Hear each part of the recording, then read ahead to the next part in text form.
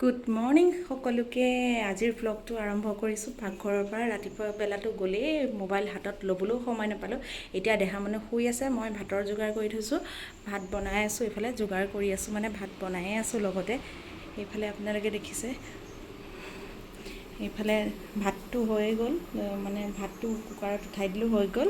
দাইল বনাই থৈছোঁ আৰু এইফালে ভণ্টিয়ে মাংস আনিব বুলি ৰেডি কৰি থৈছোঁ।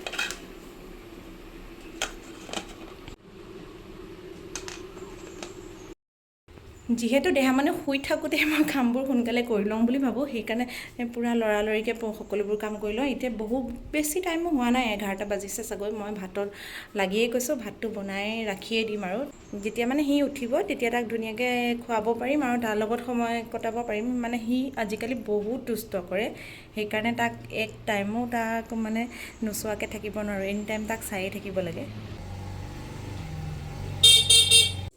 এইয়া তাই মাংস আনিলে, পালেহি যিহেতু মাংস লৈ আহিছে।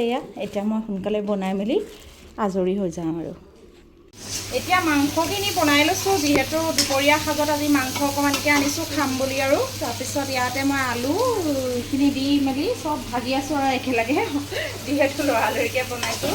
দেহা মানে উঠিলেই, সেইকাৰণে মাংস বনি আছে। মই ভাবিলোঁ বাৰীৰ পৰা নৰসিংহ পাত দুটামানকৈ লৈ আহোঁগৈ, চেণ্ডেলযোৰ পিন্ধি লওঁ।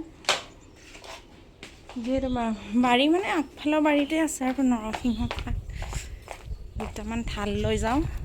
ৰ'দ দিছে পূৰা দেই,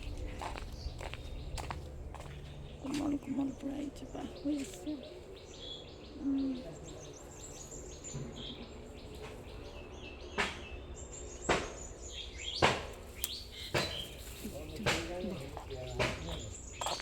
এইটোৱে হ'ব, বেছি নালাগে। এইটো ছিঙি আনিলোঁ নৰসিংহৰ ঠাল। এইটো এতিয়া যাব মাংসত। তুমি খাবানে নৰসিংহ পাত দিলে?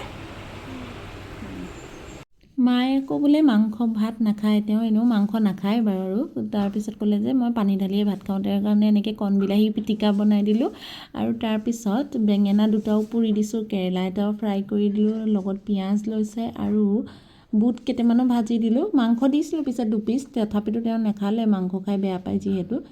ভাত খাওঁতে খাওঁতে মোৰ দেৰিয়ে হ'লগৈ, সেইকাৰণে অডিঅ' ক্লিপটো দিবলৈ নহ'লে। এতিয়া মই এডিটিঙতে দি দিছোঁ আৰু আজি মানে মাংস আৰু ভাত দালিহে বনালোঁ, যিহেতু আৰু বেছি বনাবলৈ নহ'লগৈ। আৰু সন্ধিয়ালৈ এনেকৈ সৰু ল'ৰা ছোৱালীৰ বিহুযোৰা আহিলে, তাৰপিছত আৰু আমি বিহুও চালোঁ, দেহা মানুহ আৰু মই। তাৰপিছত সেৱা ভাগ ল'লোঁ তেওঁলোকৰ ওচৰতে, বছেৰেকৰ বিহু বুলি। আজিৰ ব্লগটো ইমানেই।